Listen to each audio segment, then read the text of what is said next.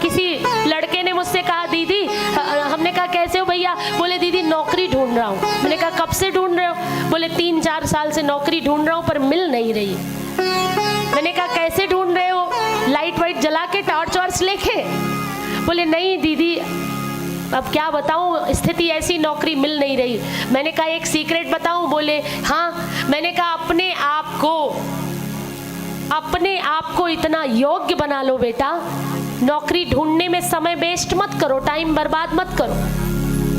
नौकरी ढूंढने में टाइम वेस्ट मत करो बेटा, आप अपने आप को इतना योग्य बना लो कि नौकरी तुम्हें ढूंढ ले, तुम्हें ना ढूंढना। और ये सच्चाई है, नौकरी जिन्हें मिलती है वो वाकई योग्य होते हैं, नौकरी चयन कर लेती है। तो ऐसा नहीं सब अयोग्य है, कुछ काम किसी के लिए बने ही नहीं होते।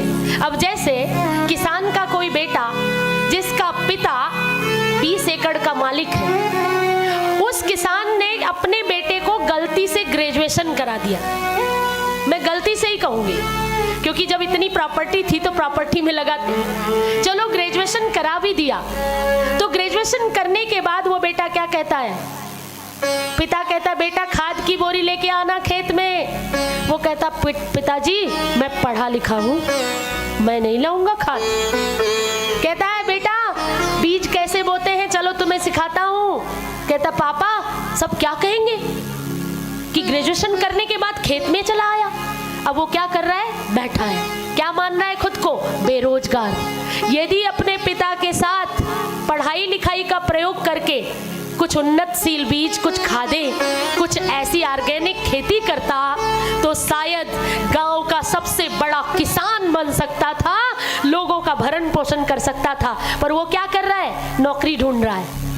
इसलिए भागो मत, जो तुम्हारा पुश्तैनी व्यापार है उससे जुड़ो। लोहार का बेटा अब छेनी हथौड़ी लेकर अब तवा और कढ़ाई नहीं बनाता, अब लोहे की फैक्ट्रियां नहीं खोल सकता। क्या कर रहा है? वो पढ़ा लिखा है इसलिए लोहे को नहीं छुएगा। सुनार का बेटा अब सोने चांदी की अंगूठी और पाजेब नहीं बनाएगा। क्या करेगा? नौकरी करेगा। माली का बेटा बागवानी ना सीखकर गलती से ग्रेजुएशन कर लिया तो क्या ढूंढ रहा है? नौकरी ढूंढ रहा है। अगर माली का काम करता तो शायद पूरे इस नगर को फूलों से सजा सकता था और उसका भी नाम होता। माननीय प्रधानमंत्री जी, सीएम साहब उसे भी सम्मानित करते। बताइए गलत कह रही हूँ? सब्जी वाले का बेटा पढ़ लिख गया तो कहता है हम नौकरी करेंगे। क्या पता 10-20 ठेलों पर 10-20 लोगों को सब्जी की दुकान खोल कर दे देता, खुद भी सीखता और 10-20 लोगों को रोजगार देता।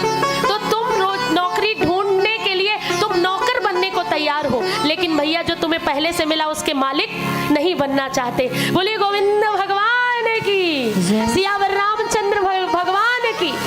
सब्सक्राइब करें हमारे YouTube चैनल साधना गोल्ड को और पाएं वीडियो सबसे पहले।